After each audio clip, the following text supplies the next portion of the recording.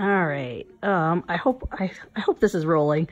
I said I would do more about Braille, so here I am, and I've got my roommate next to me, but I'm not showing her face because I'm not showing my face either. But before we get started, these are some of the tools for Braille usage. We have a slate, which just has these are like the holes that you put your stylus through, which is this thing, which is like a pencil. And then on the back, it has some other holes so you don't punch all the way through your piece of paper. And I'm brailing Uno cards. And I have like 20 slates out. This is a business card slate with a signature guide. So if you needed to sign something, just put your name in this little hole here. And this is a one-line slate, which is really good for labeling stuff. I don't have my labeling tape out.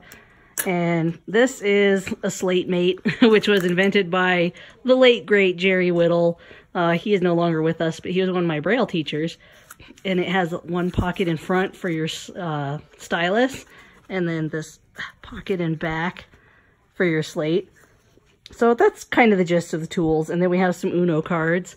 And I got classic Uno cards because they are superior. And I have brailled this Uno card, top and bottom, and it just says G #2, so that way we know what it is. And I'm gonna have JJ hold the phone. All right, let's see if I can do this. Yeah. And angle towards me. Let's see, labeling your card. And there you are. Okay. Sweet. So the thing with Braille is that it's not writing in reverse, it's like mirror writing. So in order to read it, we have to write it, instead of writing from left to right like you would with print and like you would read it, you have to write it from right to left. So I have my card in the slate. Oh, and the slate has like these little stabbies, and when you put like paper in, you clip the paper down and it, holds it in place. It's really nice. Are you doing that on the cards? No, I'm not. Okay, I was I'm not stabbing through the cards. I'm using the stabbies as like a guide. I'm sure they have like an actual professional name, but I just call them stabbies. Stabbies, they're totally stabbies. Yeah, they are stabbies. They punch a hole through the paper, and that way, on a normal piece of paper, we have Braille paper over here, don't we? Oh, I'm not going to bother. Yes, we do. We do, but yes. Yeah, but it would be a pain in the butt to dig some out. But what you would do with a normal size piece of paper, and that's what this slate is most often used for, is you put like the paper in, you line it up, and you press down, and it kind of does like a little chunk thing. And then when you've written down your 4 lines, and there's like a middle guide part too, so you've got 1, 2, guide, line, 3, 4. It helps you keep track.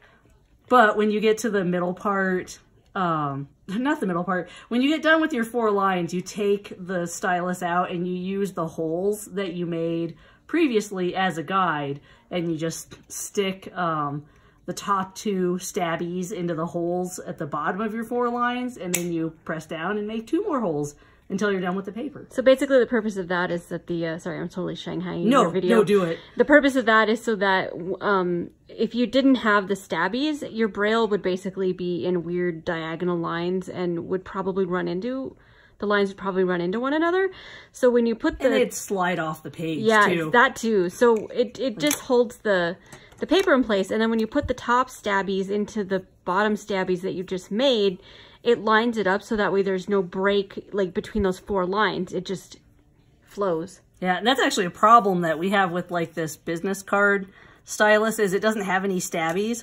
So you put your paper in and it comes right out. So it's really hard to hold it in place. Yeah, that one you pretty much need a like solid surface to use. Yeah, whereas like, I always have to have a pretty solid surface, but yeah, that's true.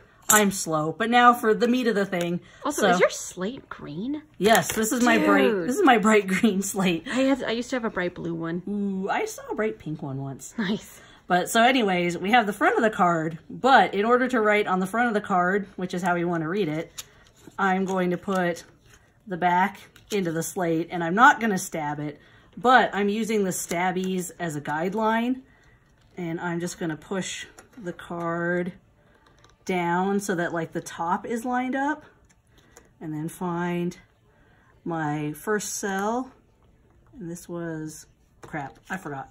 This is a green 3. Okay, help me remember that. Green 3. Okay. And I'm going to try not to stab it. I'm also struggling to like find it again. I had it perfectly lined up and then I took it out. All right, so green 3. And because these are just playing cards, there's not a lot of room. I don't do anything fancy with it. You know, we usually have letter signs you want to use, but we all know just by context that this is a playing card. So I put G for green, and we know by context that's not the number 7, and it doesn't have a number sign anyways. And then number sign 3.